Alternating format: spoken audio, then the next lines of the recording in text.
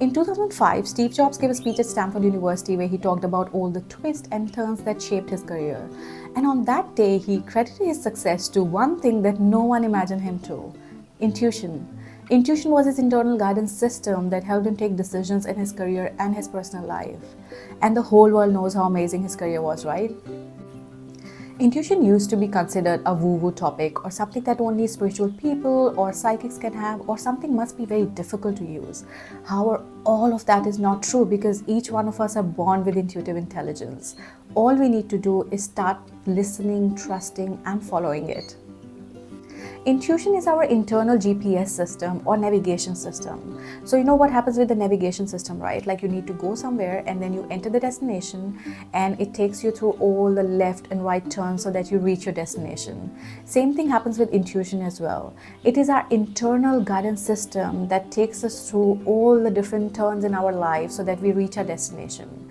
The only difference is that with intuition, we are unaware of what our destination is, and we just need to trust that our intuition is taking us in the right direction towards our destination.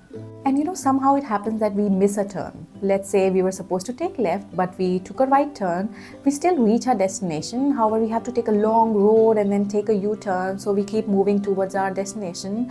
Same thing happens with intuition as well, because intuition is so subtle in nature and it comes and goes really quickly. And if we miss it, it just doesn't go away. What it does is it magnifies its presence, or it magnifies its voice by throwing at us different external circumstances. So we take lessons and we come back on track to our true path towards our destination.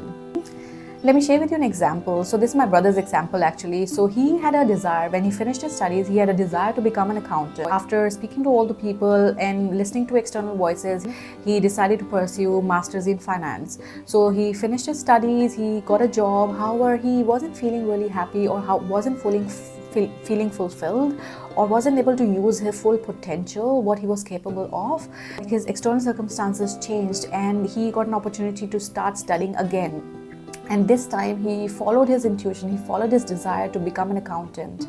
He had an intuition, he had an inner knowing that he wants to be an accountant. However, based on all the fears and different circumstances or different voices outside, he decided not to pursue with it. However, intuition magnified its presence in terms of throwing at him all the different external circumstances, so he get back to on his true path, where all the abundance was waiting for him. Abundance in terms of money, abundance in terms of happiness and fulfillment. Intuition comes from no one else but our true self, or our authentic self. What happens is that in the process of growing up, in the subconscious part of our brain, we collect an imprint of all the fears or all the beliefs or all the experiences we go through. And so let's say this is our true self, right? This is our true self. What happens is, on top of our true self, we stack all the fears, beliefs, thoughts, experiences we go through. So when we are living a life just by being in our mind, or just by using our brain, what happens, or just by using our intellect, what happens is that we get a filtered version of this guidance. So what intuition does is, intuition goes through the cracks between these fears and these beliefs so that it can guide us to align with our true self. So intuition is a medium through which our true self, or our authentic self, communicates with us. And it communicates with us in different forms. For example, through inner knowing, through feelings, through different sensations in our body, or dreams, or visions, or smell. A really famous example of following intuition is the story of Paul McCartney, who wrote one of the greatest songs of 20th century, Yesterday. So he heard the tune of that song in his dreams, and then he used his intellect to find the notes that matched that tune and created the song. So when we start living a life guided by our intuition and supported by our intellect, what happens is that we start co-creating with our true self. We start co-creating what we desire with our true self.